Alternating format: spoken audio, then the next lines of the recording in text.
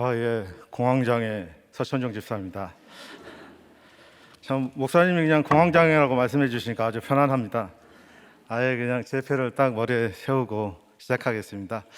5월 8일 큐티 본문을 가지고 말씀을 나누도록 하겠습니다. 역대하 18장 1절에서 11절까지이고요. 제목은 오늘 물어보소서입니다. 저번 주 어버이 주일이었는데 어떻게 부모님들한테 효도 많이 하시고 오셨는지요?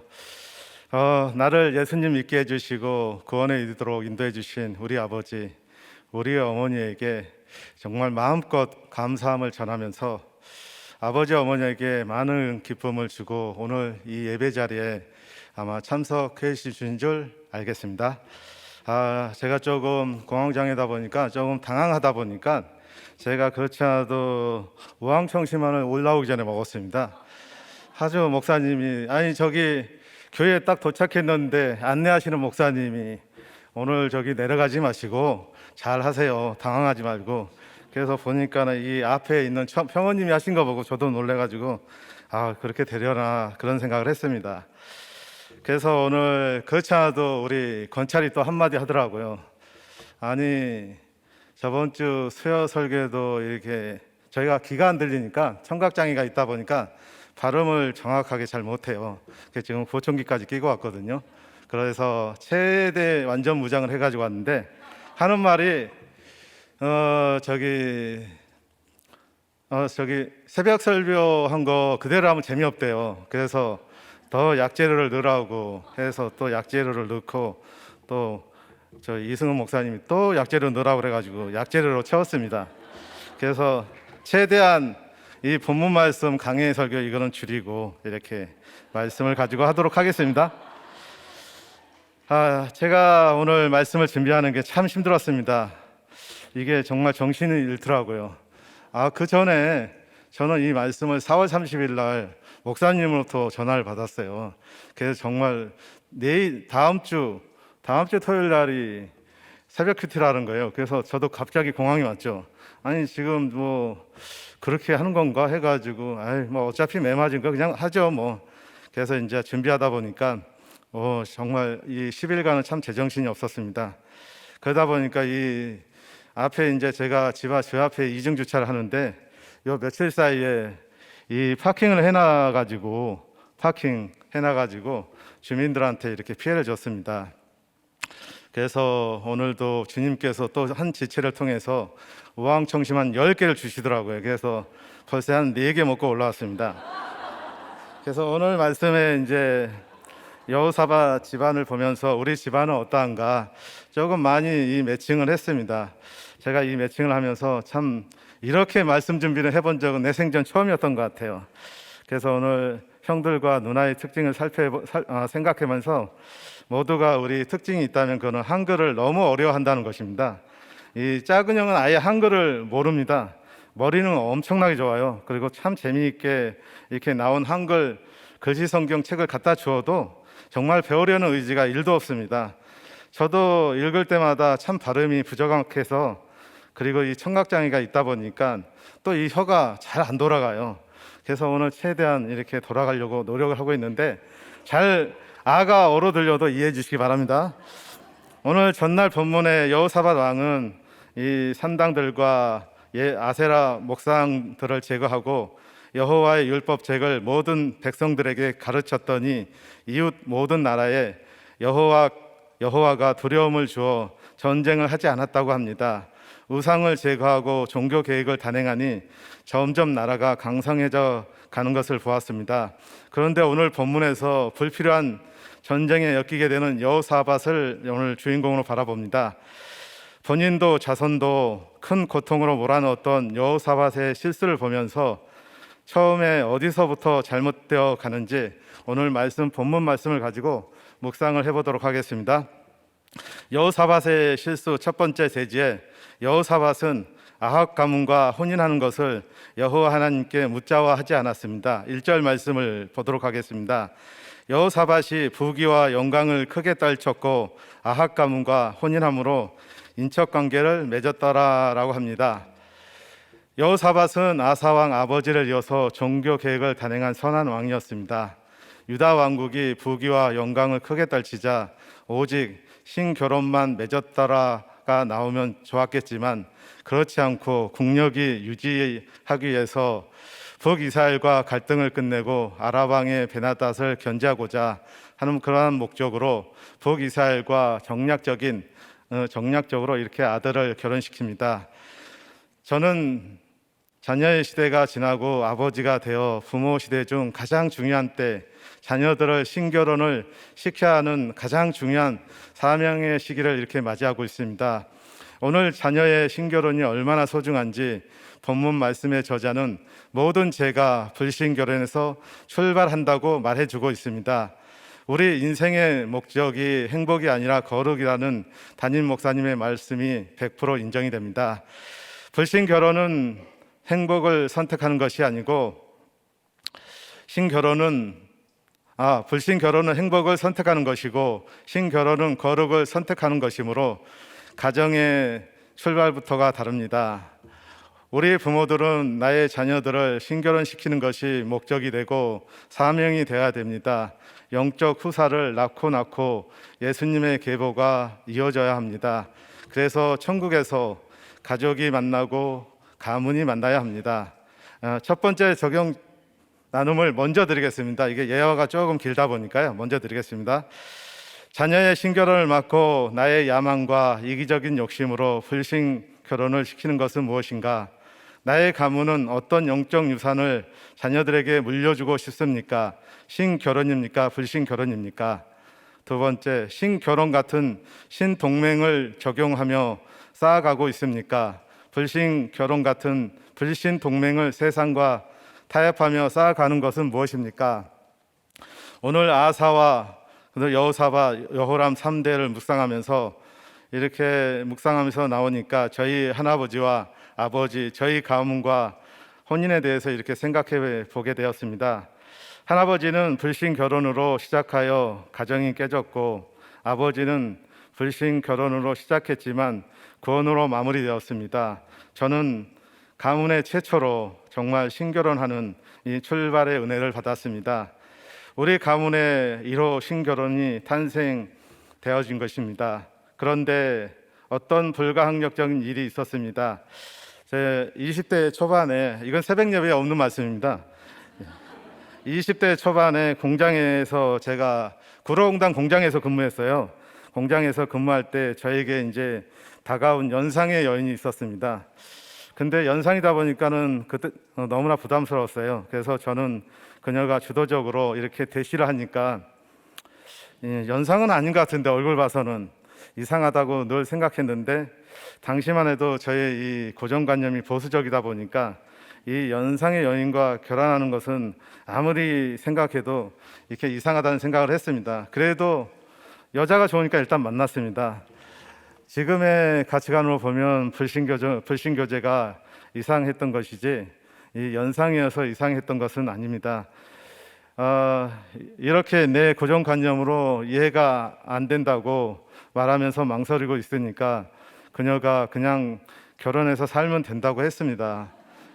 그래서 저는 그렇게 해야 되나 보다 이렇게 생각하면서 그래 뭐 어차피 그러기로 했습니다. 그런데 이제 결혼을 약속한 그녀가 어느 날 갑자기 사라졌어요. 이제 잘 만나다가 그 당시에는 이게 핸드폰이 없으니까 이제 사라졌어요. 그래서 궁금해서 통 알 길이 없었는데 몇 달 후에 나타났는데 정말 깜짝 놀랐습니다. 수녀복을 입고 나타난 겁니다. 아니 수녀가 되어서 나타나다니, 결혼하기로 한 당사자가. 그래서 저도 정신이 공황이 왔죠. 그 당시에는 공황 상태가 아니었어요.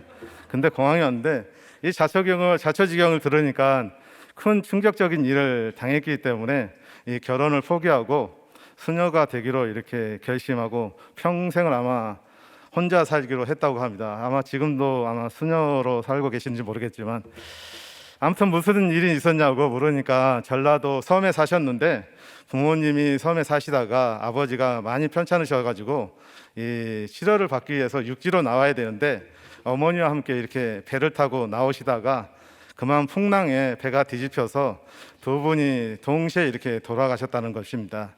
그래서 수녀가 되어서 나타난 후에 한 번도 나타나지 않아서 이렇게 만날 수 없었는데, 아마 그래서 그 충격으로 아마 그 길을 갔던 것 같고, 저도 그 이후로부터 이렇게 한번 고백하고 그냥 딱 사라지시더라고. 그래서 저도 뭐 이렇게 연상의 여인하고 결혼하는 것도 마음에 탐탐치 않았는데, 잘 됐다 해가지고 그냥 그로 그냥 빠이빠이 했습니다. 저는 이제 한 번도 신교제를 한 적이 없습니다. 이렇게 늘 이렇게 만나는 여자들마다 다 불신자들만 만났어요. 그래서 나중에 만난 게 우리 건찰인데, 분명 불신자였는데, 저도 이렇게 술로 청년 시절 때 방황하고 막 돌아다니는 그때 술 먹으면서 전도를 했어요, 저희 아내를. 근데 전도를 하는데 저희 아내가 뭐 어떠한 큰 회심의 사건이 있어서 이렇게 또 먼저 저보다 더 열심히 신앙생활을 하게 돼서 제가 신결혼으로 이렇게 턱걸이로 이렇게 결혼하게 됐습니다. 여기서 이제 저희 친아버지 혼인 시대로 한번 올라가 보겠습니다. 친아버지는 일제 강점기에 일본에서 기술을 배워서 많은 돈을 벌어서 고향에 와서 우상 숭배 막장인 이렇게 마을 산당에 제사를 세워서 본인이 아마 마을 제사를 직접 주도적으로 지냈던 것 같습니다. 그래서 할아버지가 워낙 돈이 많다 보니까 이 전국에 돌아다니면서 정말 이렇게 많은 아마 여자분들과 과모오락을 즐기면서 굉장히 음란한 삶을 사시다가 그냥 요절하셨습니다. 그냥 바로. 그래서 할아버지 생전에 이렇게 너무 이렇게 바람을 많이 피우는 그 할아버지 때문에 아마 친할머니도 이렇게 집을 떠나고 말았죠. 그래서 친할아버지도 역시나 이렇게 할머니도 요절하셨던 것 같습니다. 거기에 남겨진 우리 두 남매 아버지와 고모는 작은 아버지 밑에서 머슴살이로 이렇게 눈칫밥을 먹으며 이 몰락한 가정이 되어서 정말 기관 운명을 이렇게 살아야 했습니다. 이 할아버지와 할머니의 요절로 알코올 중독자는 아버지 한 분만 주신 것이 저희 집안에 있어서 하나님이 주신 배려였던 것 같습니다. 아버지 한 분으로 인해서 온 가족이 피눈물을 많이 흘렸습니다. 정말 가족이 이런 생지옥도 없을 정도였던 것 같습니다. 어머니도 이제 불신 가정에 태어난 것은 마찬가지입니다. 외할머니가 양조장을 하셔서 역시나 많은 돈을 많이 벌었던 것 같습니다. 어머니 집안은 이렇게 많은 물질로 참 부유했고 이 넘치는 부를 정말 감당하지 못할 정도였는데, 외할아버지는 이렇게 조상 숭배와 유교적인 사고로 인해서 또 어머니한테는 또 이렇게 이 학교 교육을 전혀 시키지 않았더라고요. 그래서 6.25 때 이렇게 북한군이 우리 이 마을까지 내려와서 이 외할아버지가 분홍이라는 이유 하나만으로 아마 그 자리에서 처형이 되고, 그리고 외삼촌 두 분은 아마 북으로 이렇게 끌려가서 아마 지금도 생사를 모르고 있습니다. 그래서 아마 모든 재산은 아마 친척들이 아마 이렇게 가져갔던 것 같습니다. 그래서 외할머니와 어머니는 이렇게 두 분만 남아서 이렇게 빈털터리 이렇게 인생이 되었습니다. 부모의 사랑도 못 받고 머슴살이로 인격까지 망가진 불신의 아버지와 전쟁으로 가정이 파괴된 불신의 어머니가 이룬 가정은 사형제에게, 사남매에게 역기능의 가정으로 이렇게 만들어졌습니다. 불행하고 외로운 사람이 만나 태어난 저희 사남매가 더 악한 우상 숭배자 아달랴가 되어서 인격도 인성도 조상들보다 더 악하게 망가지고 파괴되어서 이렇게 성장하였던 것입니다. 이 친할아버지의 산당 제사의 죗값으로 요절하시면서 이 3대의 고난이 시작되었습니다. 그러나 그것은 3대째인 제게 신결혼의 은혜를 주시면서 회복으로 돌이키시려는 축복이 예비된 하나님의 주신 고난이 아닌가 보여집니다.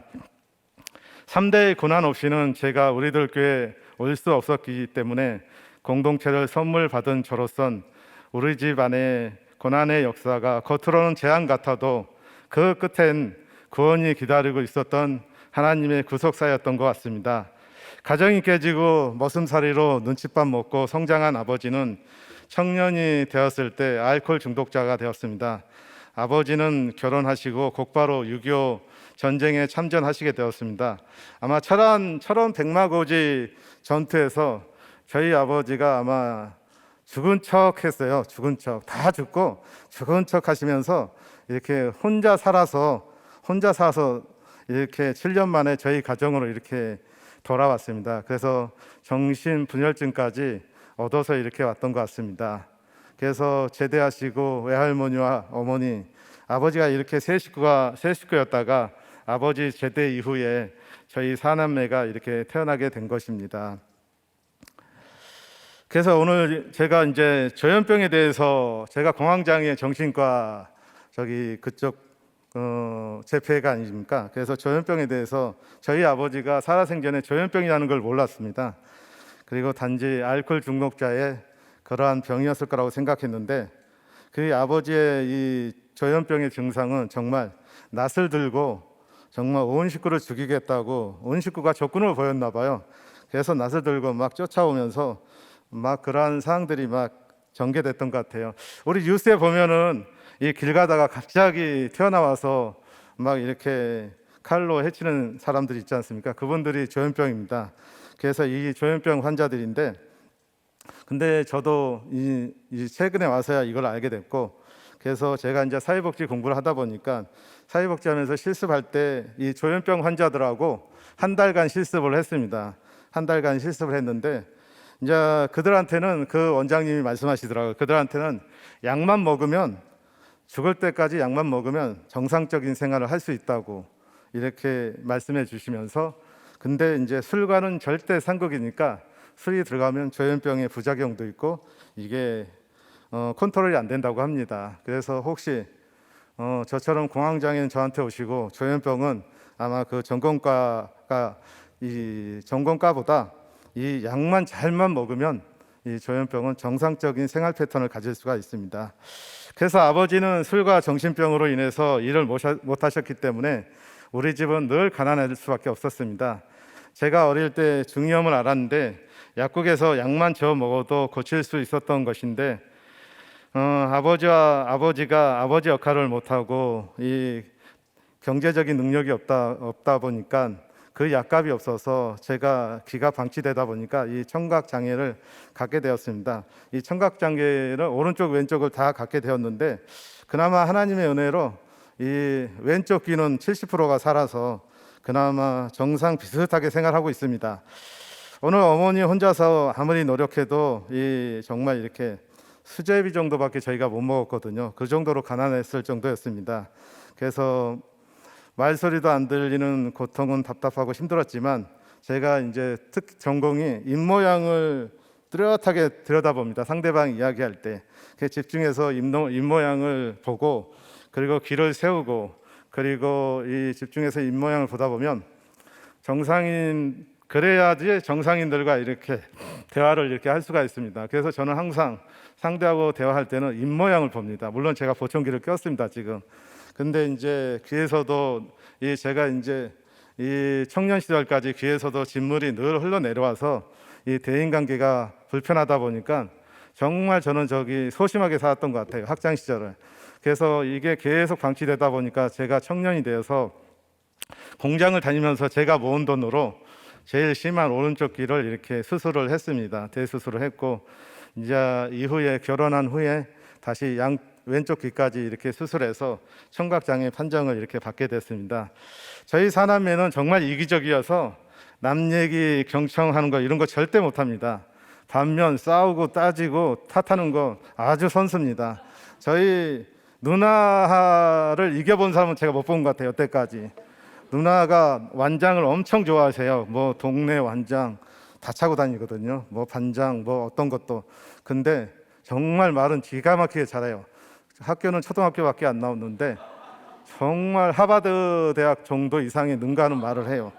저도 이렇게 말을 더듬지만 이렇게 말하는 거는 급히가 급히더라고요. 똑같더라고요. 그래서 전공적으로 저희 아버지가 외상술을 엄청 잘 먹거든요. 아마 어느 동네에 갖다 내놔도 외상술을 항상 쌓여 있어요. 그러면 제가 그거 외상술 갚느냐고 참 돈도 좀 많이 들였던 것 같은데, 여기 본문에 없는 걸 이야기를 했네요. 이게 제가 너무 흥분한 나머지. 그래서 이뿐만 아니라 목자가 되고 나니까 모든 고난이 목자 훈련을 위해서 다 이렇게 맞춰진 세팅이었다는 게 지금에야 조금 해석이 됩니다. 그리고 어머니 장례식은 지금의 공동체 지체들의 장례식에 최선으로 이렇게 참여하게 되는 계기가 된 것은 어머니로부터 받은 은혜가 있습니다. 제가 이제 장례식에는 웬만하면 다 참석합니다. 제가 아는 지인이라면. 그 영향은 저희 어머니한테 받았는데 51세 어머니가 돌아가셨는데, 저희 집은 광명시 뚝방촌 학고방이라는 거 아세요? 학고방. 예, 학고방. 아마 젊은 세대는 잘 모를 겁니다. 학고방에서 살았는데, 거기는 저기 장마 오면 물이 잠겨요. 개천을 넘어서. 그런 집에 살았는데, 저희 집이 그러다 보니까 이 장례 비용이 한 푼도 없었습니다.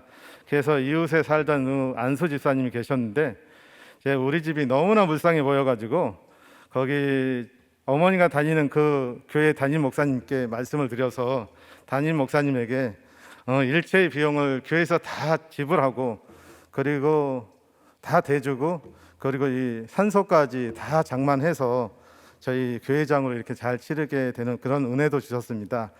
이 식구들은 이렇게 수의가 살 돈이 없었는데 수의 대신 형수님이 선물로 했던 노란 저고리 한복을 입혀드렸었던 거죠. 근데 형수님이 이렇게 산바라지 해주셨다고 형수님이 이렇게 친정 어머니에게서 꼭 전해드리라고 한 것이었는데, 그 형수님이 그 돈도 없는 돈을 그 산바라지 해주셨다는 그것을 가지고 노란 저고리 한복을 이렇게 해주셔서 아마 수의로 그거를 이렇게 입고 떠나셨습니다. 그래서 오늘 저는 이렇게 교회의 도움을 받은 어머니의 그 장례식을 잊을 수가 없습니다. 그래서 어머니 장례식도 이타적으로 살라는 주님의 메시지로 알고 공동체에서 지체들의 장례식에 최선을 다해서 이렇게 참석하려고 합니다. 그리고 어머니를 생각하면 떠오른 장면이 있습니다. 저 막내인 제가 5살 즈음에 하루는 이제 아버지가 술을 거의 만취 상태로 먹고 들어와서 어머니를 사정없이 때렸습니다. 그래서 저희 사남매가 초등학교였기 때문에 울면서 달려들었지만 말릴 수가 없었고, 그런데 이제 아버지가 엄마를 이제 방으로 끌고 와서 방문을 잠그고, 그때 그게 학고방이었습니다. 방문을 잠그고 안에 들어가서 막 때리는 것을 저희 사남매가 그것을 본 것입니다.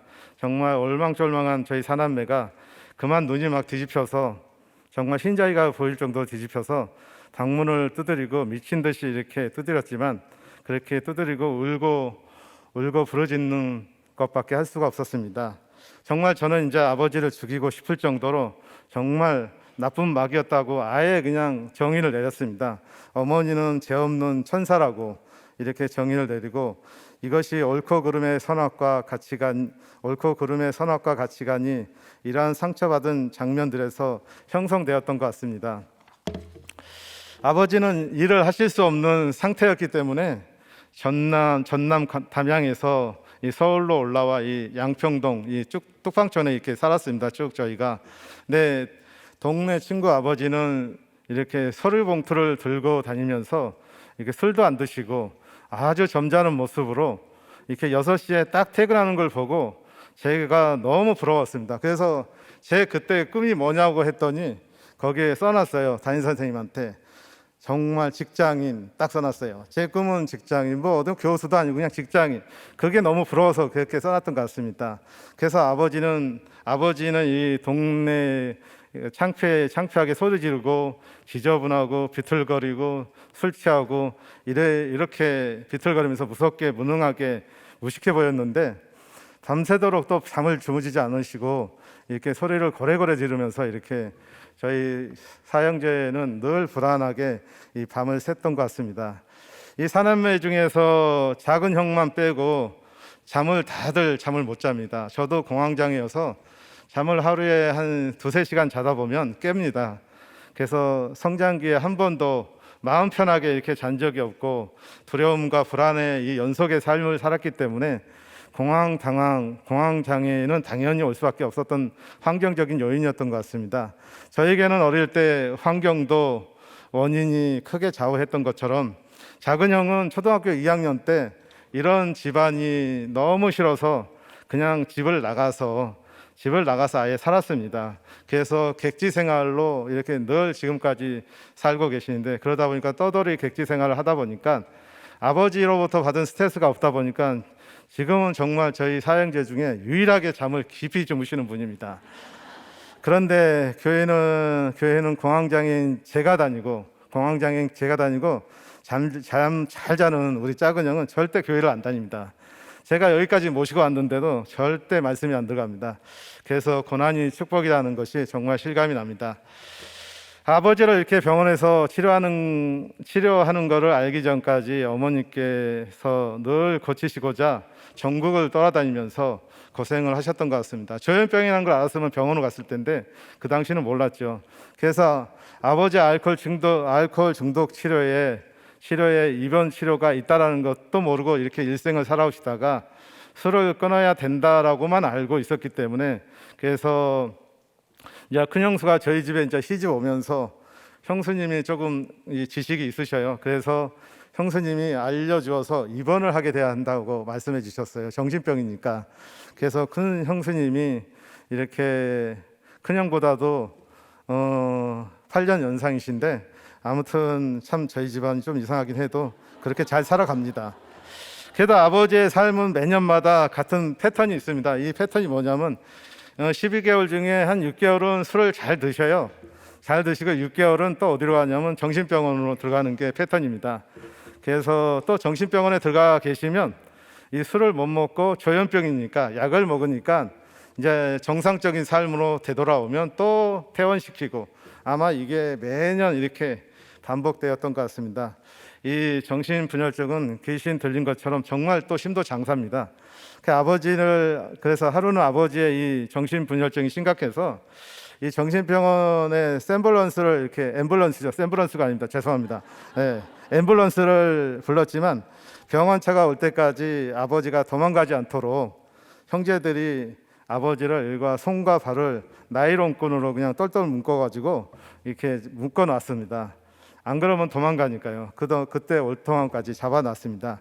이 병이 심각해진 이유는 약을 혀 밑에 넣어서요, 이거를 안 삼킵니다. 여기 있다가 몰래 이거를 다시 뱉어버리시기 때문에요. 그래서 얼마나 머리가 똑똑하고 지능적이신지 이렇게 약을 먹어야 진정되는데 어떻게 해서든지 몰래 약을 먹이는 것이 우리 가족들의 사명이고 임무였습니다. 왜 그러냐면 그 약을 먹어야 주무실 수가 있기 때문에. 그래서 저희 삼형제가 이렇게 이제 청년으로 장성하고 나서야 이제 심한 몸살으로 이렇게 전쟁을 치러야 할 아버지를 이제야 이제 청년이 돼서는 제압할 수가 있었습니다.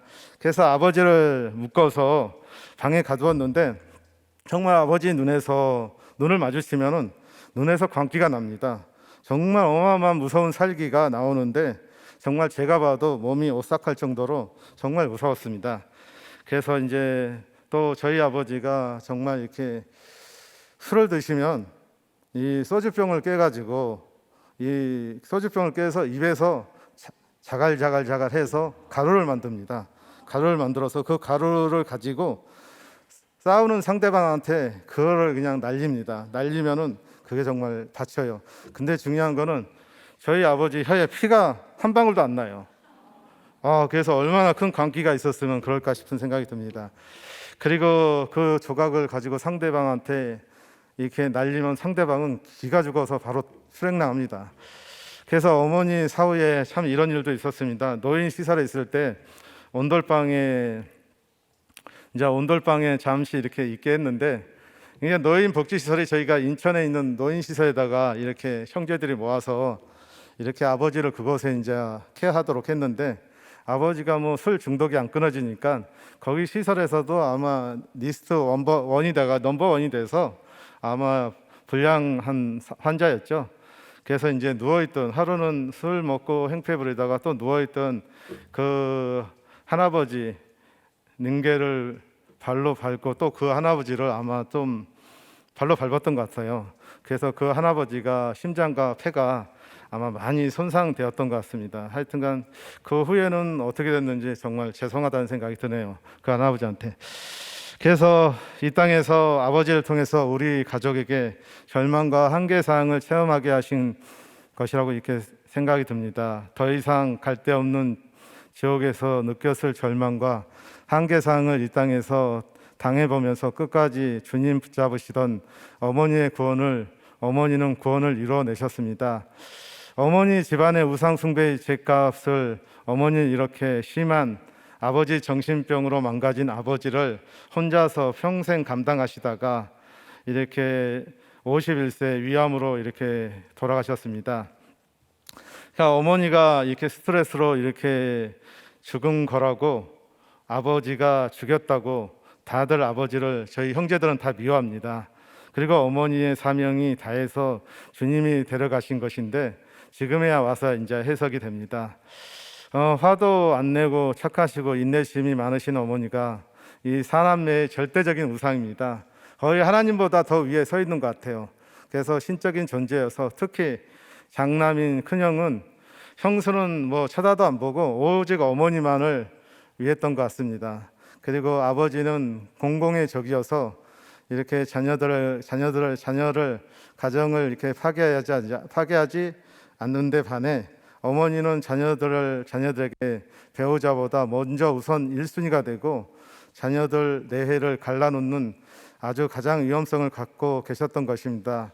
아마 저에게 그 교회가 멀다고 가지 말라고 하면 절대 저도 제 아내의 말을 듣지 않았을 것 같습니다. 그만큼 저희 어머니는 하나님만큼의 우상 숭배에 반열에 있었던 것 같습니다. 아버지가 갈 곳이 없어 마지막으로 찾아간 곳이 홍천에 있는 노인시설을 운영하시는 목사님에게 위탁하였는데 1년이 지난 어느 날 홍천병원에서 연락을 받아 병문안을 했습니다. 아버지가 너무나 배가 고프다고, 빵이 먹고 싶다고 이렇게 사달라고 했습니다. 근데 사줄 수가 없어서 너무나 마음이 아팠습니다. 의사 선생님이 사주지 말라고 했습니다. 이미 오장육부가, 장기가 다 파열이 됐기 때문에 음식을 먹을 수 없다고 했습니다. 그래서 제가 이제 아버지의 마지막 배고픔으로 생을 이렇게 참 비참하게 마감하셨습니다. 그래서 이제 화성집으로 돌아오는 길에 내내 정말 이렇게 생각을 해보니까 나의 삶이 너무나 분해서 울었던 것 같습니다. 한없이 울었던 것 같아요. 그래서 아버지로 망가진 내 인생이 서러워서 울고, 죽음을 앞둔 아버지가 불쌍해서 울고, 그리고 꼬인 내 인생에 서글퍼서 하염없이 울었던 것 같습니다. 그래서 아버지는 할아버지와 조상들의 산당 제사의 피해자가 되어 비참한 삶을 사시다가 죽음을 맞이하셨지만, 그러나 마지막으로 나사로의 구원을 받으셨습니다. 아버지가 홍천에서 생을 마감하시기 전에, 얼마 전에 저희가 방문했는데 이런 말씀을 했습니다. 내가 살아온 날 중에 가장 행복했던 때는 너희들이 결혼하고 신혼 때 같이 살면서 이렇게 양복을 차려입고 교회 갔을 때가 가장 행복했었다고 고백했습니다. 저희가 신혼 때 저희 아내하고 같이 2년을 같이 아버지하고 살았었던 때가 있는데, 늘 저희가 이제 신혼 때 가시면 저희는 그냥 이렇게 교회 가면 대충 그냥 바빠서 입고 가는데 아버지는 항상 양복을 쫙 빼입고 가방을 딱 들고 가시더라고요. 근데 저는 이해가 안 됐어요. 하여튼간 주중에는 술로 만취가 됐는데 꼭 주일날만 꼭 그 행동을 하시는 거예요. 그래서 참 정신병도 여러 가지네, 그런 생각을 했습니다. 그래서 아내는 시아버지하고 이렇게 살면서 참 많이 힘들었던 것 같아요. 2년 동안. 왜냐하면 아버지가 몰래 나가서, 주중에 나가서 이렇게 술을 먹고 딱 들어옵니다. 그러면은 안 먹은 척해요. 그냥 딱. 근데 술 냄새가 나거든요. 그러면서도 또 거짓말을 또 밥 먹듯이 합니다. 안 먹었다고 딱 시침이 떼요. 왜냐하면 며느리한테 잘 보여야 되니까. 이렇게 끊임없이 술 먹는 모습에 감당이 되지 않아서 아내가 많이 힘들었다고 합니다. 저 또한 아버지가 왜 술 먹느냐고 그냥 소리를 고래고래 잔소리하면서 질렀지만 그거는 그냥 도루묵인 것 같아요. 그래서 화가 머리까지 치밀러 올라오가서 정말 견딜 수가 없었습니다. 그래서 삶을 나누며 내 죄를 보게 해주는 공동체가 없다 보니까 아버지가 술로 망가진 모습과 아내는 아버지를 몰랐기에 이해가 아마 그 당시에 되지 않아서 많이 힘들었던 것 같습니다. 그러한 것들을 하소연할 때마다 저는 정말 가운데 끼어가지고 정말 아버지도 정말 미워했던 것 같습니다.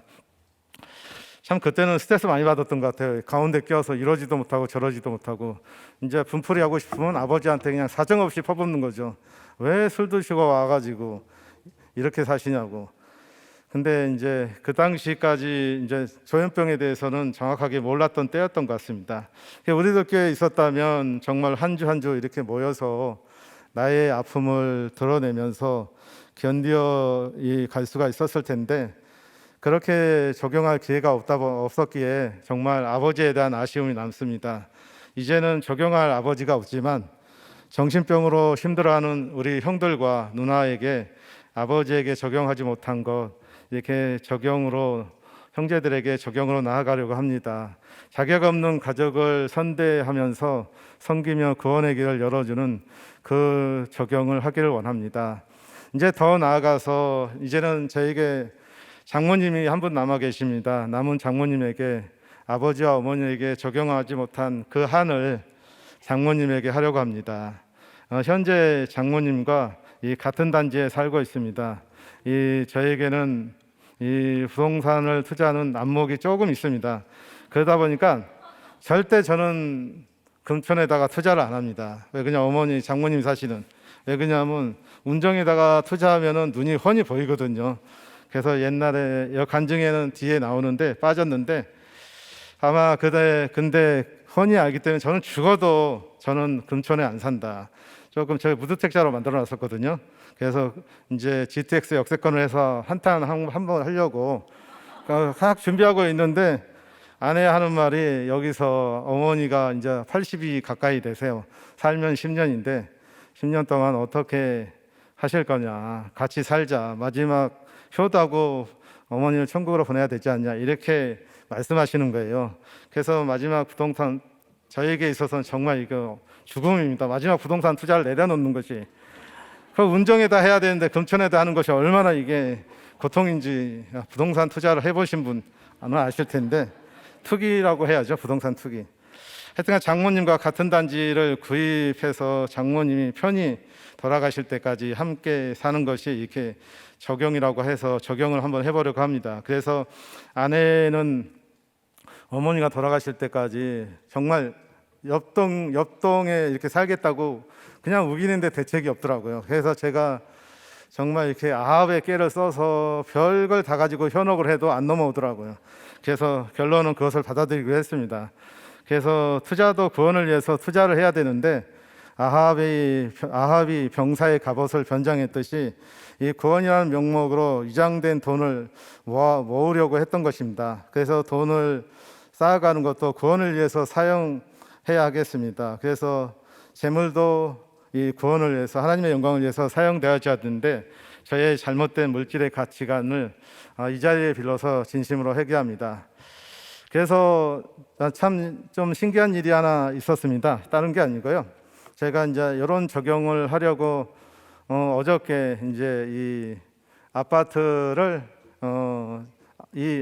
장모님을 가까이 모시는 적용을 하고자 아파트 계약을 했습니다. 결국에는 아내가 그렇게 원하는 전망동, 숲속 뭐 별걸 다 찾더라고요. 그래서 501동은 저희 어머니가 502동이거든요. 저는 이제 501동에 어저께 이제 금천 아파트 계약을 했습니다. 그래서 잘한 건지 모르겠네요. 투자로서는 도저히 가치가 잘 안 나오는데 하여튼간 했습니다. 제가 보는 상식으로는 저는 도저히 투자를 안 하죠. 아무튼 오늘 등장한 인척관계가 된 사돈 왕들의 이름을 보면서 여호사밧의 뜻은 여호와께서 심판하신다, 아합은 부친의 형제이다는 뜻을 가지고 있습니다. 여호사밧은 불신 결혼을 이렇게 성사시켜서 유다 가문이 멸절 위기 상황까지 가는 심판을 받았고, 아합은 남유다와 북이스라엘이 원수 사이임에도 불구하고 남유다와 유일하게 동맹을 맺은 북이스라엘의 왕이었음을 알 수가 있습니다. 이 선택으로 인해 남유다로 시집온 우상 숭배자 이세벨의 딸 아달랴 한 사람으로 인해 예수님의 계보가 끊어질 뻔했던 최대 위기를 맞이하게 됩니다. 역대하 22장에 보면 이렇게 남유다 여호람과 이세벨 딸 아달랴와 불신 결혼한 것이 얼마나 무서운가를 이렇게 보게 됩니다. 남유다 유다왕 가문의 씨가 완전히 멸절될 뻔한 절체절명의 위기를 맞이하게 됩니다. 참 저는 이런 발음할 때 굉장히 어렵더라고요. 절체절명. 이거 연습 많이 하고 올라왔습니다. 저는 막내이고 두 형 누나가 있습니다. 형과 누나는 조울증으로, 저는 공황장애로 조상으로부터 대물림 받은 정신병과 끊이지 않는 전쟁을 치르고 있습니다. 그러나 아버지와 어머니가 조상의 죄값을 값지불한 대가로 사형제 중 유일하게 저만 이렇게 신결혼의 영광을 누리게 됐습니다. 술 중독 아버지로 그 옆에서 고달파했던 어머니도 이 땅에 행복도 없이 돌아가셨지만 3대의 죄를 씻어준 삶이 순교라고 생각이 됩니다. 아버지는 가해자, 어머니는 피해자로 인식됐지만 이제는 두 분 모두가 예수 믿고 믿음의 길을 여신 우리 가문의 순교자로 인정해 드립니다. 이제 이와 좀 비슷한 이제 반대 사례가 있는데 저희 고모님입니다. 고모는 이제 술 먹고 때리는 고모부가 고모부를 버리고 이렇게 서울로 도망가셨어요. 그래서 고모가 이렇게 십자가 지는 걸 버리고 도망가자 이 네 자녀 중에서 고모가 살아생전에 두 자녀가 암으로, 한 분은 교통사고 즉사로 이렇게 돌아가셨습니다. 그래서 참 이거를 느낄 때 우리 어머니가 끝까지 남아 있었던 거와 그리고 우리 고모가 떠났던 삶을 제가 비교할 수 있도록 이렇게 보인 게 참 우리들께 와서야 해석이 되네요. 그래서 십자가로 부모가 못 박으니까 이 자녀들이 이렇게 넘어갈 수 있었던 것 같습니다. 특히 이렇게 도망가지 않고 정말 죽음으로 가정을 지켜주신 어머니가 정말 소중하고 감사합니다. 그러나 그 엮이는 가정에서 불쌍하고 착한 엄마를 객관적으로 봅니다. 구원을 위해 아버지의 수고가 필요했습니다. 그래서 어머니도 귀한 것처럼 아버지도 똑같은 한 영혼으로 귀한 분임이 인정이 됩니다. 사람에게는 하나님보다 위에 있는 우상숭배 어머니셨지만 그래서 어머니를 주님이 빨리 데려가신 것으로 우리 사남의 가정의 역기능이 되는 것을 막아주셨던 것 같습니다. 3대의 고난이 이어왔지만 진노는 3대이고 진내 3대의 잠깐이고 은혜는 1000대까지 영원하는 것 같습니다. 불신의 고통이 3대를 오면서 드디어 하나님 우상 숭배하여 죄송합니다. 세상 우상과 불신 동맹한 걸 용서하소서. 이런 회개가 우리 집안에 나오게 된 것입니다. 그 회개는 신결혼에서부터 시작되었습니다. 청년 시절 술과 음란으로 방황하며 밑바닥까지 내려갔던 제가 떠내려가지 않도록 신견을 통해서 하나님은 극적으로 저를 붙잡아 주신 것 같습니다. 부모님의 삶이 바쳐지고 하나님의 은혜로 된 것이지 신결혼에서도 저희 공로는 하나도 없습니다. 주님은 긍휼이 크셔서 우리들 교회로 인도하시고 갑을 땅인 저희 집안을 약재로 가문으로 쓰시고자 높여주셨습니다. 새 가족을 만날 때마다 저희 간증은 항상 아버지, 갑을 땅 아버지가 등장합니다. 1대 할아버지, 2대 아버지, 3대째인 우리 사남매까지 죄를 갚아오면서 아직도 저에겐 평생 치러야 할 전쟁인 공황장애가 저와 함께 동행하고 있습니다. 물론 저의 죄로 인한 하나님의 징계가 맞습니다. 그러나 악하고 음란한 저의 죄의 배경을 오늘 말씀이 인도하는 대로 저희 죄와 집안의 죄와 연결된 것을 묵상하는 것입니다. 조상의 죄는 부모의 죄는 내 죄를 먼저 보여주는 역할을 한 것입니다. 믿음을 선물로 받은 자로서 내려오는 그 죄를 더욱 조심하면서 경계하는 것이 마땅하고 탓하거나 핑계하는 것은 결코 아닙니다. 그런데 저는 청년 시절에 아버지보다 더한 죄를 지었으니 할 말이 없는 죄인입니다. 저는 공황장애를 가지고 있습니다. 저는 17년 전 파주 지역은 정말 보수 지역이어서 이게 성향이 굉장히 강한 지역이에요. 그래서 그곳에 제가 철도청에서 13년 동안 이렇게 망치 들고 일하는 기술직에서 근무를 했습니다. 그래서 파주로 전직해온 저는 이제 행정 업무에 대해서 전혀 경험이 없다 보니까 하필 또 직장 내 3D 업종인 저기 환경시설과로 이렇게 속하는 부서, 어려운 부서로 이렇게 일하게 되었는데, 그러다 보니까 제가 철도에서는 8급이었는데 여기 이 또 전직 오면서 8급을 받았는데 일은 9급보다도 업무 처리를 못하는 거예요. 그러다 보니까 당연히 그럴 수밖에 없죠. 망치 들던 사람이 펜대를 들으니 어떻게 일을 잘할 수가 있겠어요. 공문 하나 제대로 써보지도 않았는데. 그래서 팀장님이 애써 제가 나름대로 정말 정성껏 작성해간 이 저의 서류를 그냥 휙 던져버리더라고요. 던지면서 모멸감을 주더라고요. 이것도 공문이냐고. 저는 정말 이 흩어진 정의를 이렇게 주워 담으면서 정말 이렇게 잘 이게 주워 담았습니다. 그래서 직장 상사로부터 정말 핍박과 미움과 무시를 받게 되니까 이제 공황장애 스트레스가 또다시 이제 극도로 이렇게 올라오는 것 같습니다. 그래서 너무나 힘든 스트레스를 이렇게 감당하지 못하니까 제가 스트레스로 스스로 이 정신과를 찾아가서 이 공황장애라는 진단을 정말 이때 처음으로 받았습니다. 공황장애 진단을 처음으로 받고 정신과 약 처방을 또 이렇게 받았습니다. 이 공황장애는 이렇게 정신과 약으로 일시적인 고통을 줄여주지만 이 근본적인 해결은 되지 않습니다. 그래서 직장 상사의 스트레스 강도가 점점 강하게 올라와서 정말 견딜 수 없게 되자 정말 아내의 소개로 일산 목장을 찾아가서 이렇게 예배를 드리게 됐습니다. 당시에 부부 목장으로 처음 이렇게 시작했을 때입니다. 그런데 목사님이 아주 간단해요. 그냥 목사님의 성품이 카리스마가 커서 그런지 그냥 목사님이 진심 어린 처방은 정말 단순 명쾌했습니다. 그거 흉내내기가 좀 힘든데 나중에 흉내내고요. 목사님께서 이 상사의 말 신경 쓰지 말고 한쪽 귀로 들어서 반대쪽 귀로 흘려보내면 돼 이러더라고요. 정말 이렇게 좀 목소리는 약간 이렇게 좀 짜랑짜랑 찢어지는 목소리에 좀 거북했는데 또 뭐 목사님 처방이니까 또 그 심플한 처방을 듣고 제가 또 한 주 한 주 이 직장의 위기를 잘 넘기면서 이렇게 살아낼 수가 있었습니다. 지금의 공황장애는 나의 거룩을 지켜주는 정말 좋은 친구가 되었습니다. 아마 하나님의 성령의 전략이었습니다. 목장을 인도하는데도 주일 말씀을 듣고 또 들어서 요약할 때 이 공황장애라는 이 정신병은 잠잠해지고 힘을 못 쓰는 것 같습니다. 그러나 이제 교만이 올라오고 배가 등 따시고 배부르고 하나님으로부터 마음이 멀어질 때 여지없이 찾아와서 나의 환경을 이렇게 힘들게 만들어주는데 정말 힘들게 만들어서 거룩을 지켜줍니다. 이 이단에 빠진 큰형, 이혼한 작은형, 조울증 누나 이렇게 모두 영육으로 폐허가 되었지만 유일하게 저희 가정만 그루터기로 살아남아서 이 신결혼한 가정으로 이렇게 살아남았습니다.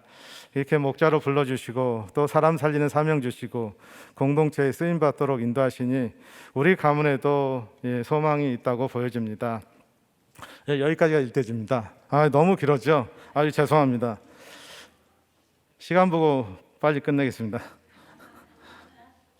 여호사밧의 실수 두 번째 대지는 여호사밧은 아합과 군사적인 동맹을 하는 것을 여호와 하나님께 묻자와하지 않았습니다. 2절과 3절의 말씀을 읽도록 하겠습니다. 2년 후에 그가 사마리아 아합에게 내려갔더니 아합이 그와 시종을 위하여 양과 소를 많이 잡고 함께 가서 길앗 나무치기를 권하였더라. 3절 이스라엘 왕 아합이 유다 왕 여호사밧에게 이르되 당신이 나와 함께 길앗 나못으로 가시겠느냐 하니 여호사밧이 대답하되 나는 당신과 다름이 없고 내 백성은 당신의 백성과 다름이 없으니 당신과 함께 싸우리이다 하는지라. 2년 후에 여호사밧은 아합의 초청으로 사마리아를 방문하여 아합 왕으로부터 길앗 나못을 치자는 군사적인 동맹의 제안을 받게 됩니다. 길앗 나못은 요단강 동편 45km에 있습니다. 갓지파의 땅 동쪽에 위치한 도피성으로 네이지파 무라리 자손에게 분배된 땅입니다. 북이스라엘과 아람의 국경지대를 접하고 있는 것으로 평시에는 무역의 중심지로 전시에는 군사적인 요충지로 매우 중요한 성읍이었습니다. 왕상 20장을 보면서 아람 왕 베나닷은 이스라엘 왕 요압에게 패했을 때 이전에 자기 부친이 빼앗은 도시들을 모두 다 반환할 것을 전제 조건으로 이스라엘과 평화 조약을 맺고 베나닷을 살려주었습니다. 그 후에 아랍 왕 베나닷이 그 조약과 관련된 길앗 나못을 이스라엘 땅에 반환하지 않았기에 이에 이스라엘 왕 아합은 아랍 왕과 전쟁할 것을 생각합니다. 그때 유다 왕 여호사밧이 이스라엘의 사마리아를 방문 중에 아합 왕의 초청을 받게 됩니다. 2년 전에 아합 왕과 정략적인 혼인 관계가 있었기에 아합의 군사적인 동맹을 하여 베나닷과 전쟁에 대한 청원을 거절하지 못합니다. 이 첫 단추가 잘못되었기 때문에 계속 문제가 발생되는 것입니다. 아합과 군사적인 동맹의 요청을 여호와 하나님께 묻자하지 않고 결정한 것이 가문과의 불신 결혼으로 이어져 나라의 군사적인 동맹까지 이르게 된 것입니다. 야고보서 1장 15절에 보면 욕심이 잉태한즉 죄를 낳고 죄가 장성한즉 사망을 낳느니라 하였습니다. 목사님의 심플한 처방으로 직장 상사의 고난으로부터 잠시 숨을 돌릴 수가 있었습니다. 이번에는 물질이 욕심이 잉태하였는데 목장 공동체에 묻자화하지 않고 무리한 대출을 받아서 풍림 아파트를 구입하였는데 그러한 사건이 이렇게 터졌습니다. 이게 저희 전공입니다. 아파트 투기하는 게. 그래서 양도소득세를 감면받고자 3년 후에 팔고 차익을 실현시켜서 많은 빚을 만회해 보려고 했던 것인데 결과는 자녀들과 뿔뿔이 흩어져 이산가족이 되어서 이 문산관사로 쫓겨나고야 말았습니다. 이 가정경제 부도의 내막은 이렇습니다. 2절에 2년 후에 그가 사마리아 아합에게 내려갔더니 라는 말씀이 있습니다. 우리들 공동체에 등록한 지 2년 만에 목장 예배에 쳐서 명분을 그럴싸하게 포장해서 이렇게 부동산 투기로 한몫 잡겠다는 속셈을 싹 숨기고 이렇게 풍림 아파트를 구입하고 그러한 것을 추진했습니다.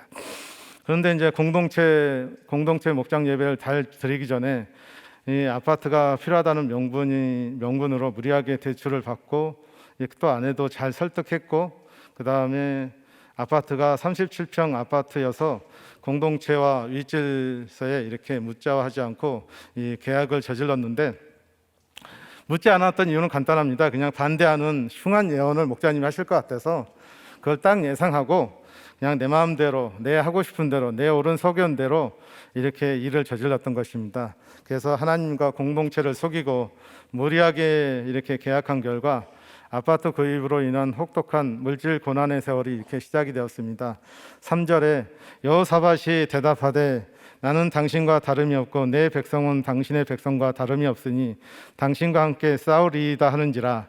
이 풍림 아파트를 구입하고 이제 처음 1년 동안은 특별히 거실이 굉장히 넓었어요. 확장을 했기 때문에. 그래서 목장 예배를 드리면서 이 공동체 집사님들한테 이렇게 폼 잡으면서 아주 부러움을 샀습니다. 그런데 이제 2008년도에 미국발 금융위기가 터지면서 무리하게 대출받은 그 이자로 인해서 이걸 감당하지 못하니까 더 이상 버틸 수가 없었어요. 그래서 이 아파트를 전세 내주고 문산관사 유배지로 이렇게 생활이 시작되었습니다. 그래서 목장 공동체와 목자님의 처방을 듣지 않고 하나님 여호와께 묻자하지 않고 내 옳은 소견대로 부동산을 투기한 결과 많은 물질과 감정, 시간, 건강의 손해를 이렇게 보아야 했습니다.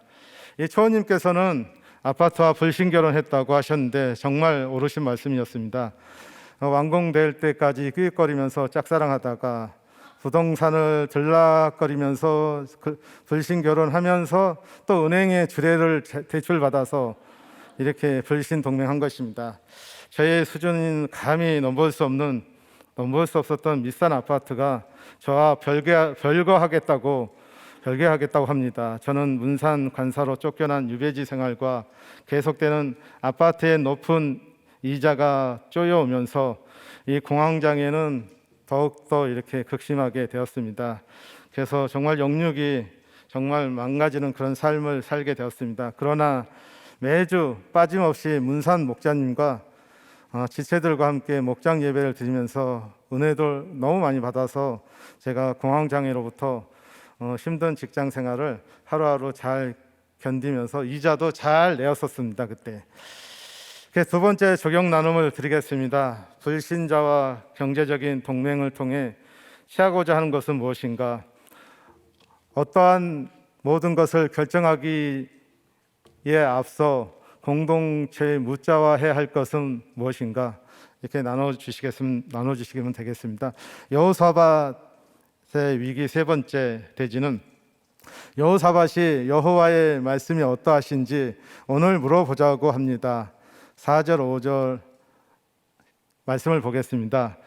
4절 여호사밧이 또 이스라엘 왕에게 이르되 청하건대 먼저 여호와의 말씀이 어떠하신지 오늘 물어보소서 하더라. 이스라엘 왕이 이에 선지자 400명을 모으고 그들에게 이르되 우리가 길랏 나못에 가서 싸우랴 하니 그들이 이르되 올라가소서 하나님이 그 성읍을 왕의 손에 붙이니이다 하더라. 여기서 등장하는 거짓 선지자 시드기야의 뜻은 여호와의 정의이시다라는 뜻을 살펴보면은 거짓을 예언한 시드기야의 종말의 삶이 통해서 하나님의 정의가 실현해 가시는 것을 볼 수가 있습니다. 11절의 말씀에 보면 선지자 시드기야의 말씀이 나옵니다. 내 인생은 언제나 이렇게 물질이 없었습니다. 그런데 이제 아파트 물질을 내 손에 넘길 거라고 예언하는 시드기야가 내 속에 거짓 선지자였습니다. 그러나 시드기야 선지자 말대로 했다가 저에게도 여호와의 정의 앞에 아파트의 종말을 맞이하고야 말았습니다. 4절의 말씀 여호사밧이 이스라엘 왕에게 이르되 청하건대 먼저 여호와의 말씀이 어떠하신지 오늘 물어보소서 하더라. 사실 아파트 투기로 아파트와 물질이 망한 것보다 더욱 치명적인 것은 저의 저된 선택은 여기서 다시 시작됩니다. 아파트는 단지 물질로 손해보는 것으로만 끝나지만 그러나 그 이후의 것은 아파트에서 쫓겨난 아이들은 장모님 댁에 맡기고 저와 아내만 관사에 살았습니다. 이게 파평이 굉장히 멀어요. 척성 문산 옆에가 파평입니다. 그래서 어느 날 관사에 목장 예배를 드렸습니다. 이제 제가 부목자 시절이었습니다. 이때는. 그래서 문산 읍내보다 더 들어간 시골 골짜기 파평이었기에 그날은 문산 목자님 부부와 저희 부부하고만 목장 예배를 드렸습니다. 여기가 파평이니까 올 목원이 없어요. 여기까지. 그래서 목자님과 하고 저희 부부만 드렸던 거예요. 그래서 그날 목장 예배 주제 나눔대로 부모가 망했으면 자녀도 망한 것을 인정하고 이렇게 인정해야 한다고 이렇게 양육해 주셨습니다. 그리고 금천 장모님 댁에 이렇게 머물고 있는 세 자녀를 데려와서 그 파평 꼴짜기에서 함께 살라는 처방을 받았습니다. 근데 사실 그 처방을 받았는데 사실 뒤로 욕 엄청 많이 했습니다. 그 목자님 모르시겠지만 이런 처방을 하냐고, 처방 같지도 않는 처방이라고 하여튼간 무시를 아주 많이 했습니다. 그래서 아파트로 망해서 쫓겨나기 전에 장모님은 바로 저희 집 몇 단지 이렇게 아파트에 살고 계셨습니다. 그래서 문산읍보다 그래도 금천동이 자녀 교육 환경이 좋아 보이기에 이 전학하는 것으로 인해서 왕따 문제도 두렵고 그래서 이렇게 그냥 그 학교 그대로 이렇게 다니도록 했던 것입니다. 그래서 이 내 속에 있는 또 거짓 선지자 시드기야가 또 거짓 예언을 했던 것이죠. 내 생각을 하나도 내려놓을 생각은 안 하고 정말 욕심이 너무나 가득하니까 또 이 속아 넘어간 것입니다. 그래서 나중에 정확히 알게 된 것은 문산의 학교 교육이 더 많은 혜택으로 여러 면에서 유리했고 또 아이들도 착하고 인간미도 아주 좋다고 그러는 것입니다. 그래서 주님은 그 막내 아들이 고등학교 다닐 때 이렇게 제 귀를 통해서 직접 확인해 주셨습니다. 하나님께서는 이렇게 정의를 실현하셨습니다. 목자님의 처방을 무시하고 듣지도 않고 하나님 여호와께 묻자와하지도 않고 부모와 3년을 떨어져 산 결과 부모의 사랑을 제대로 공급받지 않는 우리 세 자녀들의 성격은 정말 망가지고 정말 영과 육이 피폐해졌습니다. 하나버지의 우상 숭배 그리고 아버지의 정신병이 대물림되지 않도록 이것을 끊어내고자 정말 인생의 제 목적이었던 것 같습니다. 이 세 자녀한테만큼은 이 아버지의 이 조현병을 정말 물려주고 싶지 않는 것이 제 목적이었는데, 정말 제 목적과 다르게 정신병은 그대로 흘러내려가서 정말 이렇게 흘러내려갔고, 신앙의 삶으로 보여주고 정말 애썼지만 허무하게도 정말 정신병은 그대로 대물림이 되고 말았습니다. 그 중에서 이제 아들 다빈이가 가장 많이 망가졌는데, 영육으로 이렇게 많이 망가진 상태에서 학교는 거의 무단결석을 밥 먹듯이 해가지고, 중학교 2학년 때부터 무단결석을 하도 많이 해가지고 중학교 때 졸업도 힘들었는데 겨우겨우 고등학교 올라갔는데도 그 고등학교에서도 너무 무단결석을 많이 해서 이렇게 위탁교육 과정을 받아서 지금 공군에 있습니다. 그거는 이제 나중에 제 큐티 나누면서 하겠습니다. 사고뭉치로 방황하다가 중학교 2학년 때 말에 또 그때 때마침 청소년부 공동체를 떠났습니다.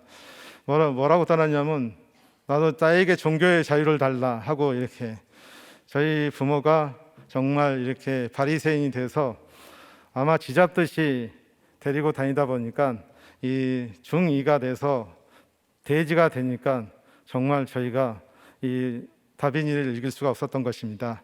문산 목사님께서 자녀와 함께 살라는 처방을 주실 때까지 듣지 않는 나의 삶의 결론임이 100% 인정이 됩니다. 여기에 바리새인의 종교적인 열심까지 더해져서 저희 부부가 정말 하나가 되어서 자녀들을 파주에서 신문까지 이 수요 예배를 정말 강행군을 시켰습니다.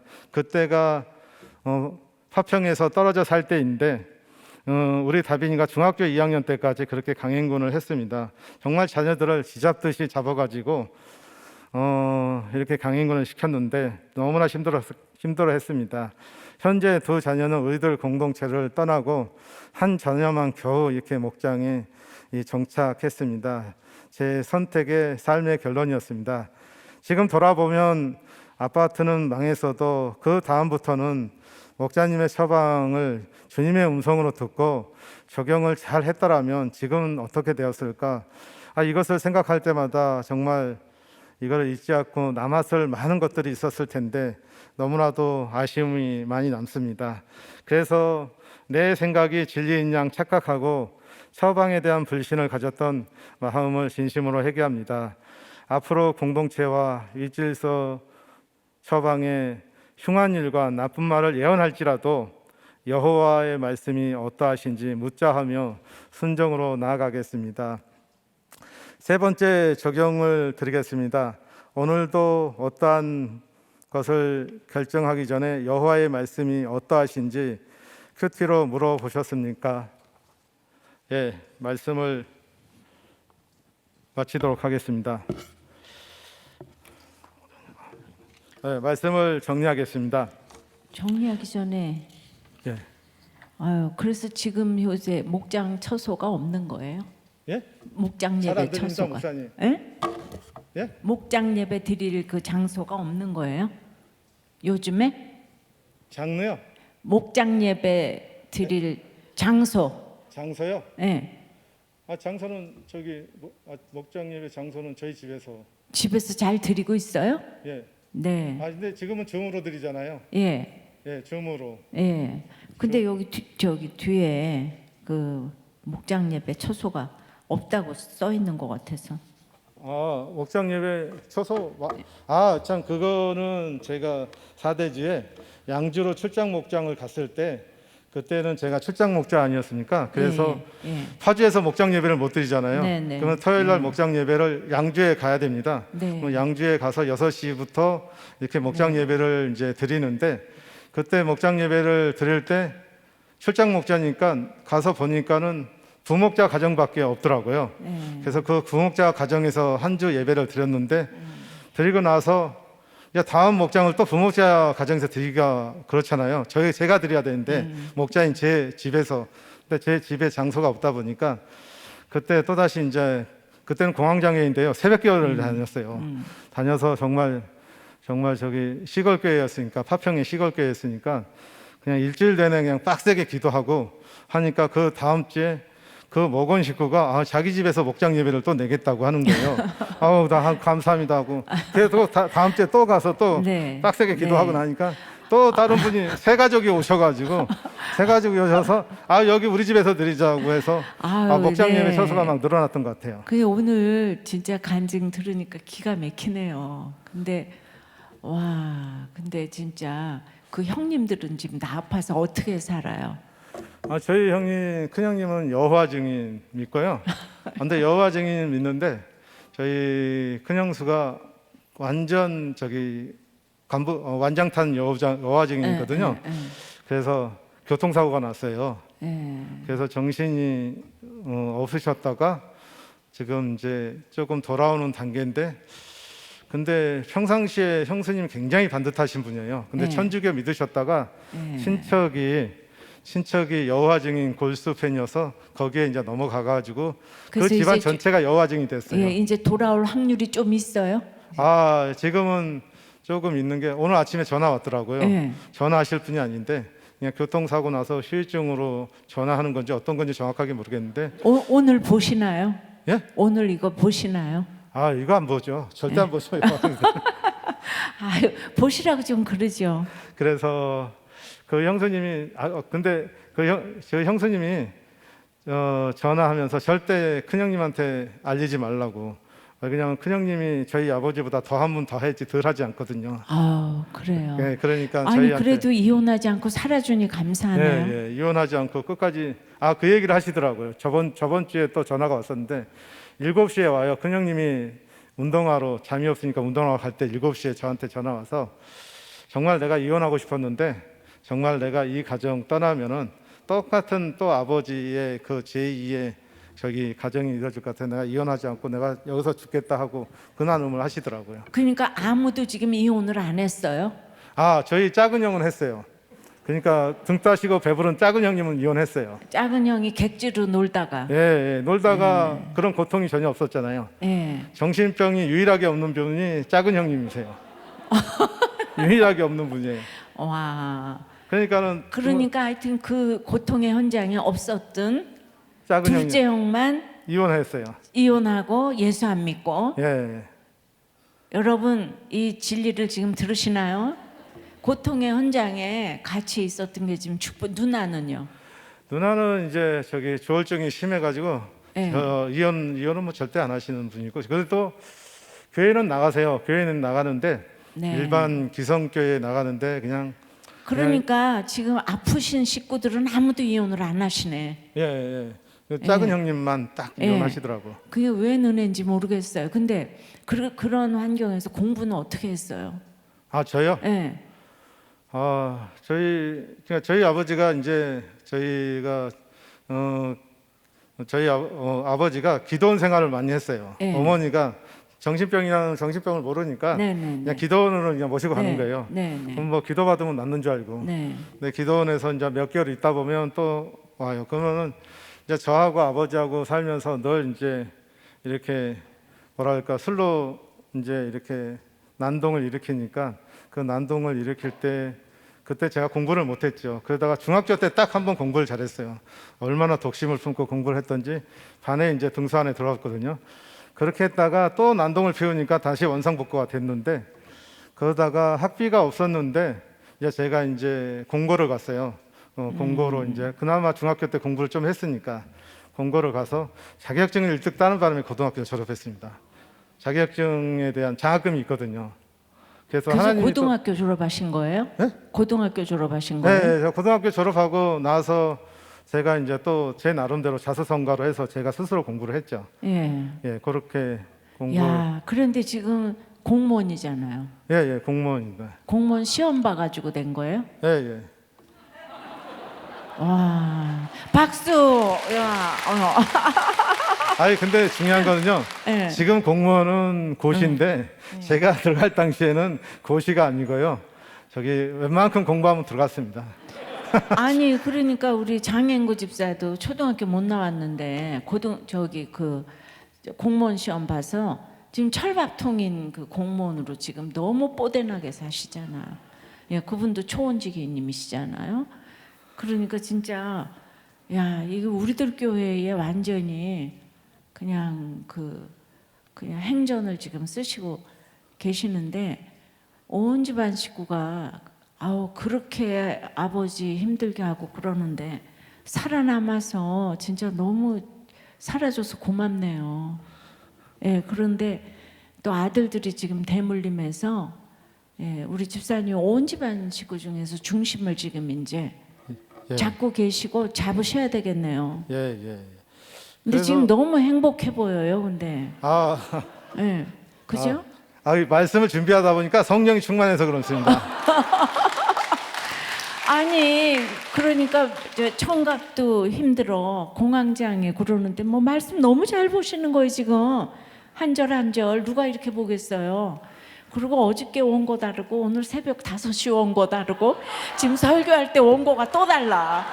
아 완전히 논문 쓰셨어 지금 논문. 그리고 더 다 많은데 다 줄여서 지금 또 하시는 거예요. 그러니까 하실 말씀이 지금 너무너무 많은 거야. 그냥 한 달 열흘을 풀어놔도 하실 말씀이 많고 저러니까 지금 저기 13파주를 꽉 잡고 초원지기님 되셔가지고 그냥 많은 사람들이 오면 내놓지 못할 약재료가 없잖아요. 그냥 여기 뭐 엄마 얘기, 아버지 얘기 뭐 그냥 이 모든 얘기를 그냥 진짜 예, 약재료를 다 못 들어서 유감인데 오늘은 토요일보다 엄청 재밌고 잘하셨어요.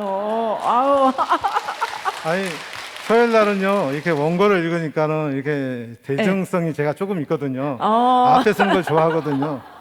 이게 나오니까 생각이 막 떠오르더라고요. 아유, 그래서 글쎄. 들어오시는 목사님이 저기 내려가지 말고 잘해 이러더라고. 예. 저희- 지난번에 우리 안윤주 평원이 계속 많이 내려와가지고 내려오지 말고. 근데 거기 내려와서 너무 은혜가 되셨어요. 또 내려와 오셨기 때문에 은혜가 되셨고 집사님은 공황장애가 돼서 너무 은혜가 근데 되셨는데. 저희 집안이 아까 얘기했잖아요. 너무 뻔뻔스러워가지고요. 예. 대중 앞에서 감호오락을 굉장히 잘합니다. 어. 그래서 저기 올라와서 해도 그냥 합니다. 그냥. 글쎄요, 한번 말이 나가면 끝이 없이 하시나 봐요. 예, 맞습니다. 조용히 하겠습니다. 아유, 너무 감사하고요. 하여튼 이 공무원이 되셔가지고 지금 저렇게 철밥통 가운데 살기도 잘 사시고, 예, 그냥 우리 권찰님하고 이렇게 잘 섬겨주셔서 너무 진짜 감사하고. 지금까 우리 교회 오신 지가 지금 몇 년 되신 거죠? 저 2005년도에 왔습니다. 네, 그러니까 지금 17년. 17년. 예. 예, 오늘 처음으로 여러분들한테 인사를 했는데 공황장애가 지금 저기 우황정신만 때문에 조금 가라앉은 것 같아요. 성령님이 지켜주셔서. 아닙니다. 저기 올라올 때 우황청심환을 먹었더니 예. 절제가 많이 됐습니다. 우황정신만이 아니고 성령의 힘으로 했다고 그러셔야죠. 초보님이. 예. 그죠? 여기 있으니까요. 예. 이게 그냥 막 올라옵니다. 성령이. 성령. 정말 제가 원고를 준비했는데 예. 생각지 않은 내용들이 아마 예. 목사님 보시겠지만 예. 생각지 않는 살들이 많이 붙어서 막 더 하고 싶은데 하면 안 되겠더라고요. 예. 자꾸 시간이 딜레이 되고. 아니 지난번에 우리 저기 안윤주 평원님도 약을 드셨는데 약을 드신 게 더 안 좋아서 꽉 맥혀가지고 예. 그래서 막 토하시고 그러셨는데 그러니까 그 집사님보다 더 힘든 사람이 안윤주 평원님인가 봐요. 교양가잖아요. 그쪽은. 예? 교양가니까 힘들고. 아, 저는 망가진 교양가니까? 거라서. 예, 예. 망가져 어머, 있는 상태잖아요. 아유 해석도 잘하시네요. 뭐 할렐루야. 아유 너무 수고하셨고요. 너무 또 마음도 짠하고 그리고 너무 또 이 저 식구들에 대해서 아주 객관적으로 평가를 너무 잘하시고 그리고 진짜 인성도 없고 뭐 다 성격 파탄자들이고 그럴 수밖에 없는 거를 너무 리얼하게 얘기를 해주셔서 예 그렇게 항상 예수 믿으면 자기 자신과 자기 가족에 대해서 이렇게 객관적으로 아는 게 이렇게 리더가 되시는 것 같아요. 미화하지 않고 그럴 수밖에 없는 사실을 얘기해 주시니까 갑자기 이해가 팍 되잖아요. 우리 초원님에 대해서. 예. 네.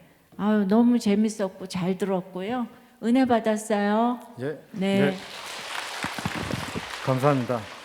근데 이제 제가 좀 팔불출 역할을 해야죠. 이 원고를 쓰는데 저희 아내가 엄청 많이 서포트를 해줬습니다. 그런 줄 알았어요. 예. 아니 제가 원고를 쓰고 아이 글은 또 아내가 잘 쓰고 해가지고 협력했습니다. 그러니까 글쎄 너무 지금 토요일 날하고 또 달라지셨는데 아유 3번 업그레이드 했습니다 목사님 이거요. 아유 하려고. 그러게 그러니까 권찰님 파이팅이에요. 예 최고예요. 예, 말씀을 정리하겠습니다. 오늘 말씀을 통해 불순종의 최고봉 불신 결혼이 얼마나 무서운가를 가르쳐 주십니다. 여호사밧의 단 한 번의 불신 결혼을 시킨 것으로 인해 유다 가문이 멸절될 뻔한 위기까지 갔습니다. 우리의 삶도 별 인생이 없습니다. 말씀으로부터 큐티로 깨어있지 않으면 언제 어떻게 불신 결혼의 가문을 만들어 세상으로 떠내려갈 수밖에 없는 것이 우리의 인생입니다. 그래서 공동체와 일질서에 묻고 또 묻고 가는 인생이 최고로 안전하게 살아가는 인생입니다. 우리 부모 세대들은 여호와 하나님께 묻자와 하는 말씀이 들리는 인생이 되어 자녀들을 신결혼으로 성사시키는 목적대로 나아가야 합니다. 성경으로 구속사를 증언하는 성령의 강론을 하라고 하셨습니다. 회개하고 돌아오면 딱풀 성도가 된다고 하셨으니 회개하여 주님과 공동체와 배우자와 마음을 딱 붙어 한 마음이 되어 자녀 마음에 딱 붙어서 사랑의 언어로 채워주어야 합니다. 자녀들의 신결혼을 성공시켜 하나님의 나라를 확장시켜가는 사명을 가집시다. 신결혼의 사명을 받은 만인 제사장으로 우리 부모 세대들이 다 이루어가기를 소원합니다.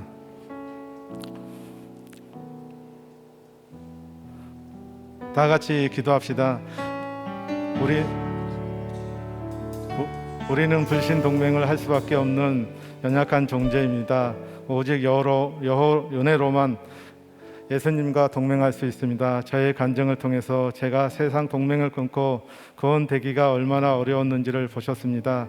그러나 고난 끝에 구원이 예비되어 있음을 믿고 끝까지 천국 갈 때까지 예수 공동체 목장에 딱불 성도로 붙어 있어야 합니다. 저희 어머니가 순교하시니 어머니도 구원되고 자녀들이 살아왔습니다. 저희 고모처럼 십자가 버리고 자녀들이 죽습니다.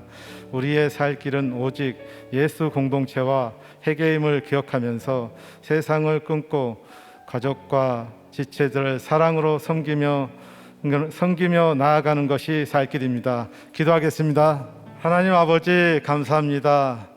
불신의 아버지, 불신의 어머니가 시작된 저희 원 가정이었지만 구원의 사랑으로 품어주신 주님, 정신이 아프신 아버지로 인해 공황장애와 청각장애를 얻은 것이 저를 구원하시기 위한 성령의 전략이었음에도 그저 잘못된 이 세상 탓만 하여 염세주의에 빠졌던 저였습니다. 저번 주 어버이날을 맞아 제가 고백하는 건 부모님과 저와의 관계에서 제가 문제아였습니다. 부모님의 자리를 떠나지 않으시고 가정을 지키신 부모님을 존경합니다. 나를 예수 믿게 한 최고의 아버지, 최고의 어머님을 비로소 인정이 됩니다. 이러한 환경을 통하여 나를 나되게 훈련시켜 주신 하나님의 최고의 성령의 전략이었습니다. 제가 막내라고 업어주셨던 아버지를 기억합니다.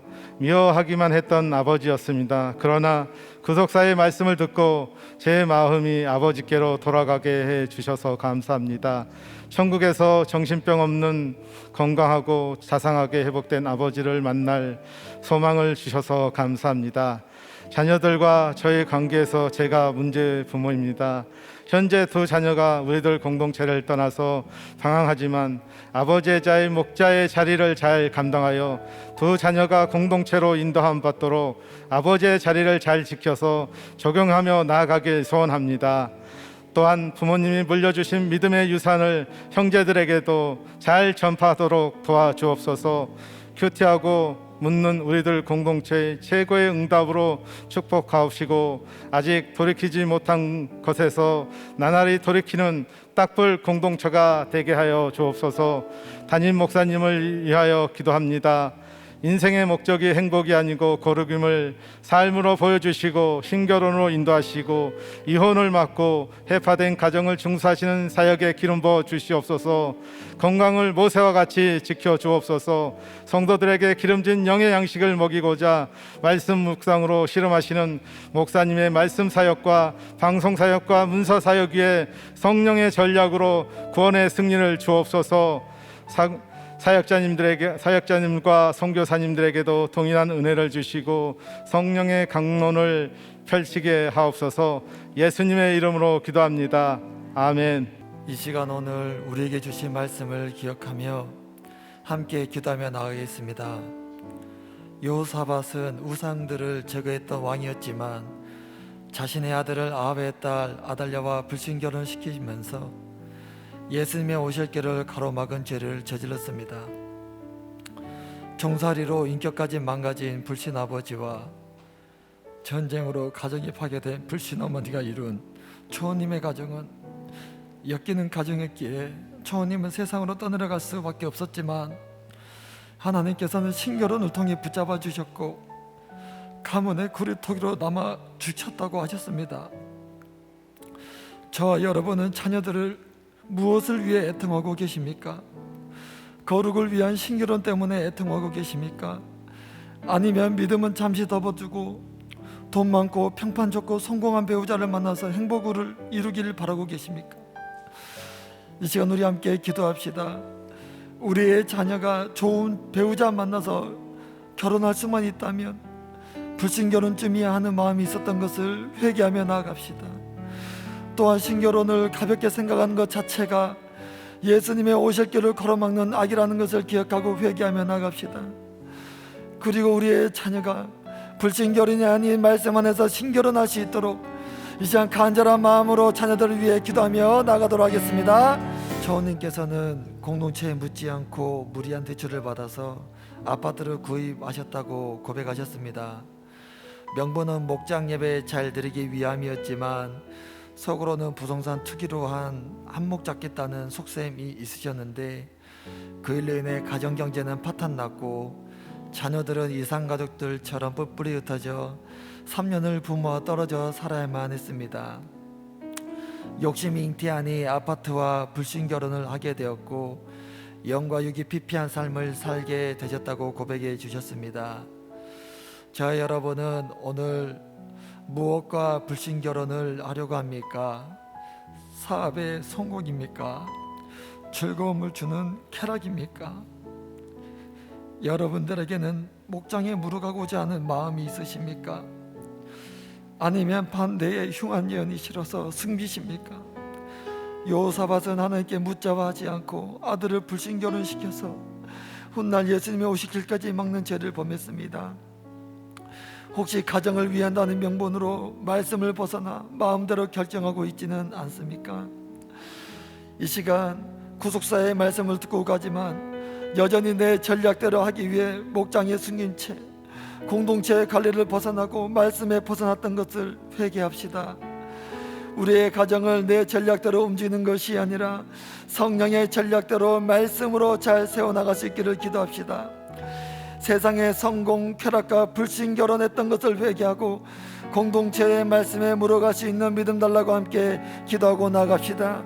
또한 공동체를 위해서 특히 5월 24일부터 진행되는 목욕탕 큐티 목회 세미나를 위해서 기도해 주시고 인권을 우상으로 삼고 하나님을 대적하는 이 나라와 이 민족을 위해서 마지막으로 십자가를 길러놓고 사명 따라가시는 담임 목사님의 건강과 하시는 사역을 위해 우리 간절한 마음으로 기도하며 나가겠습니다.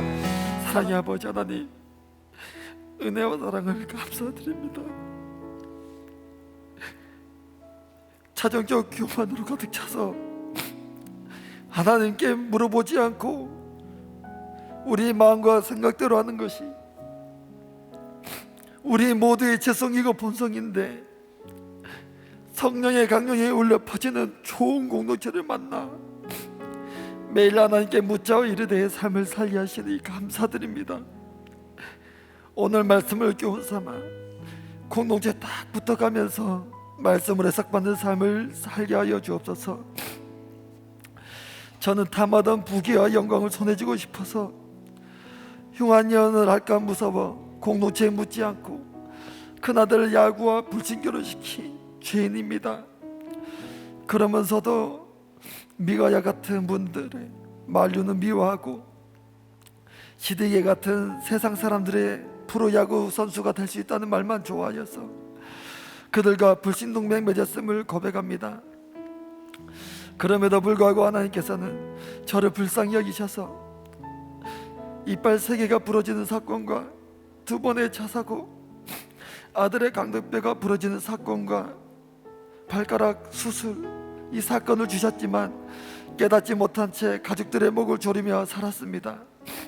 하지만 그런 저를 포기하지 않으시고 목자 잃은 양처럼 방황할 때 우리들 공동체로 인도해 주셔서 올바른 성령의 강론을 듣고 이제는 아들의 구원을 위해 애통하게 하시니 감사드립니다.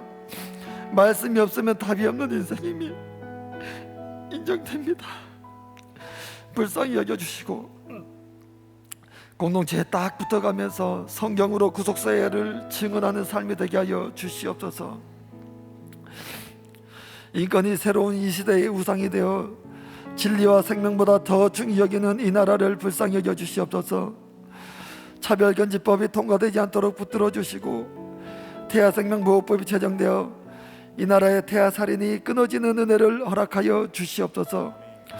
하나님을 대적하는 모든 악법과 악한 문화들이 사라지고 오직 주만 바라보는 이 나라가 되게 하여 주시고 코로나로 어려운 공동인데 백신이 안정적으로 공급될 수 있도록 도와주시옵소서. 구속사의 말씀으로 건강에 세워져가는 우리들 공동체를 지켜주시고 진행되는 띵크 양육과 앞으로 있을 목회자 세미나 가운데 은혜를 더하여 주셔서 참석하는 가정과 교회가 구속사의 말씀으로 살아나고 회개의 터와 믿음의 터, 적용의 터 위에 거룩한 성령의 성전이 세워지도록 붙들어 주옵소서. 여전히 공동체 가운데 환우들이 많이 계십니다. 그 마음을 위로하여 주시고 말씀으로 잘 해석되어 구원의 사건이 되게 하시고 모든 질병이 예수 이름으로 완전히 떠나가는 은혜를 허락하여 주시옵소서. 오늘도 세계 각지에서 복음을 들고 수고하시는 선교사님들의 건강을 지켜주시고 가정을 지켜주시며 사회 가운데 기름 부어 주옵소서.